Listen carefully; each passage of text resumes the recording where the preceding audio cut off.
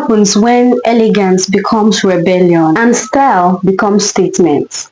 This year at the Met Gala 2025, something quietly powerful happened. A wave of men and women dressed not only to impress, but they dressed to reclaim and to remind us of something very important. They pulled from a tradition older than Vogue itself, a tradition that is African, Black Dandyism. But where did it come from? Why is it making a comeback? And what does it say about you and your African heritage? Let's take a deep dive into the untold impact of Black Dandyism and how it's rewriting the rules of power, pride, and presence. First off, let's set the record straight.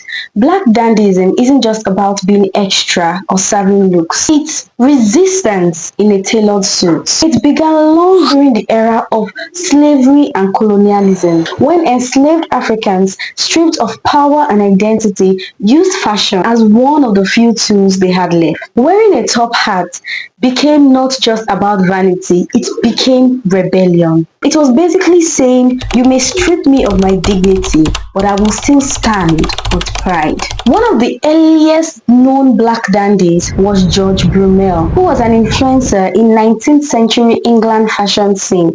But Black dandyism actually took root in the Americas and in Africa as a form of cultural resistance. I will explain. From the sappers of the Congo, men who dressed in sharp suits despite living in poverty, to African Americans in Harlem rocking zoot suits in the 1940s, even to Fela Kuti's Afrobeat swag in the 70s. Black style has always said more than words ever could. It says, I'm here, I'm proud, I am powerful. The outfits that were worn at the Met Gala, they weren't just fashion statements. No. They weren't just fashion statements. They were historical references, homages to ancestors, shout outs to uncles in Sunday bests and grandfathers who wore fedoras like crowns. But it wasn't just about what they wore, no, it was about how they wore it. The poise, the pride, the stillness amidst the flashes. It was a quiet revolution, one we've seen before, but now the whole world was watching. Here's something that many people miss. When Black people dress, it's not just about the fashion. Yes, the fashion is a very big part of it. I mean, come to Nigeria, come and see how we dress up for events. But it's not just about the fashion. It's not just about the drip. It's about taking control of how we are seen. We like to call it packaging. In societies that often criminalize Black bodies, looking polished can be protection, but it can also be provocation. Black dandyism flips the script. It tells the world, you don't get to define me. I define me. I tell you who to call me. You don't tell me who I am. You don't call me what you want to call me. I tell you the name to call me. And at a global stage like the Met Gala, that message was even louder. It reminded us of time past. It reminded us of our ancestors, of African heroes who had fought despite the fact that they may not have been on the land, on the shores of Africa. Some of them may not have been in Africa, but they were Africans who, slave trade and all that, they had migrated to the Americas, but they fought, they tried, they held on to their identity with their teeth. And this it reminds us, and it keeps reminding us that these people fought, that our heroes as Africans are people to be proud of, and that our history is not forgotten. It can never be forgotten. And to remind you that you are powerful. As an African, you are powerful. I don't say as a Nigerian, yes, you are powerful. As a South African, you are powerful. As a Ghanaian, you are powerful. As an African and as an African descendant, you are powerful. Every silk lapel, every brooch, every woven detail was a thread to something deeper. It was a thread to the nobility of African empires, the resilience of post-colonial nations, and the creativity of Black artists who used fashion and art to escape oppression. Dandyism isn't dead.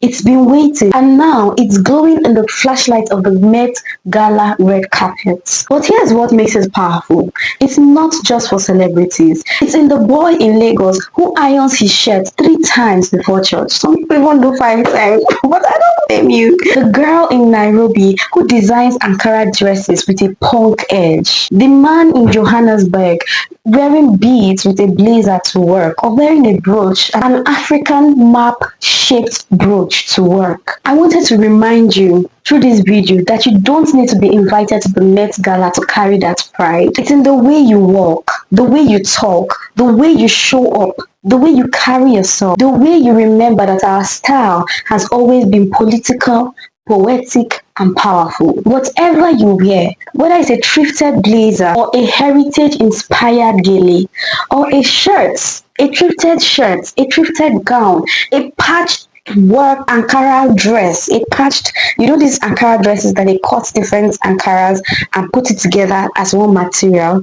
Whatever it is that you're wearing that is African, that has an African story, it's not just the fashion. You are telling a story. The question now is, do you know the story you're telling? And only you can answer that question. Do you know the story you're telling? I'm not just asking you that question, I'm asking myself as well. What you're wearing? Do you know that it's not just fashion? They're not just clothes to cover yourself.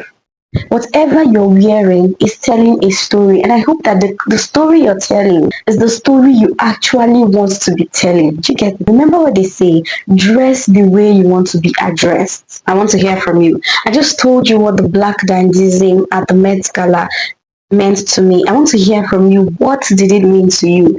Do you see fashion as a form of cultural power or just an expression? I see it as an expression, and I see it as a form of cultural power, because seeing the outfits that were worn during the Met Gala, it just reminded me of our heroes past, our African heroes that have come and that have fought and that have gone.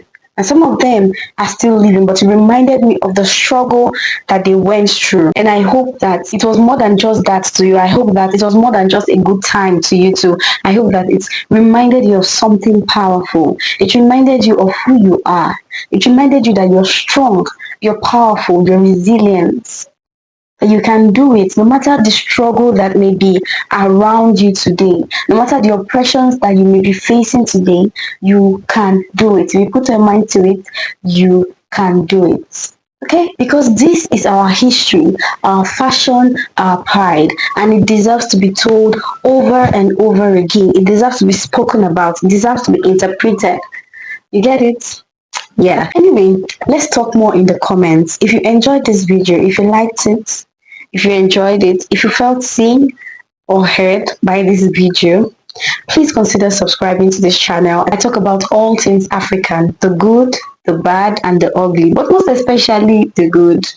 And if you liked this video, please like, share, and don't forget to subscribe. Until next time, keep showing up as your most authentic self.